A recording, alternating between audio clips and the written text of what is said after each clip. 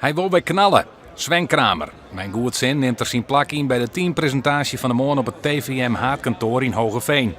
Een goede 4 kilometer in Insel aan een weekend leverde hem een startbewijs op voor het NK Oostan. Daar heb ik een heel goed gevoel en ik wil eigenlijk elke dag een stukje beter. Als ik in veromval hoor? Nee, niks. En, dat wie natuurlijk best wel logisch was dat tot eventueel was zou best weer. Maar en heb ik natuurlijk denk ik ook na van hoe word ik mooi wekker of heb ik inderdaad wel weer omslag. Maar ik ben eigenlijk wat ik krijg zou elke keer beter worden. De reedrijders werden door gouden televisiering-winnaar Wilfred Gené aan het pas gepresenteerd. Iedereen wust, inwenner van Jereveen schoot op het podium. Van gaan we het een soort verwachten?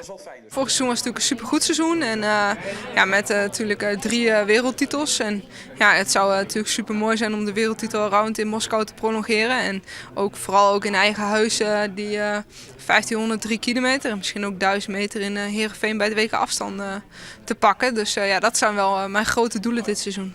Waarom naar de 24-jarige Kramer? Hij wie net te verslaan. Maar de grote vraag bloot, hoe komt hij eruit na 18 maanden afwezigens? Want de concurrentie gaat net stilstaan. Ik zit natuurlijk op een heel hoog niveau dan dat ik uiteindelijk uitstap ben. En mijn uiteindelijke doel is natuurlijk wel weer om de absolute topfavoriet te wezen. Maar omdat een houden zat te bestempelen is best wel betierd, maar ja, prima.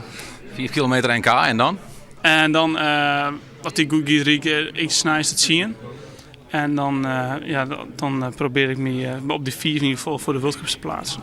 Deze week werd bekend dat sponsor TVM in de autospot stapt. De winnen doelloeren dat ze de stekker uit de reedrijdploeg loeken zoenen.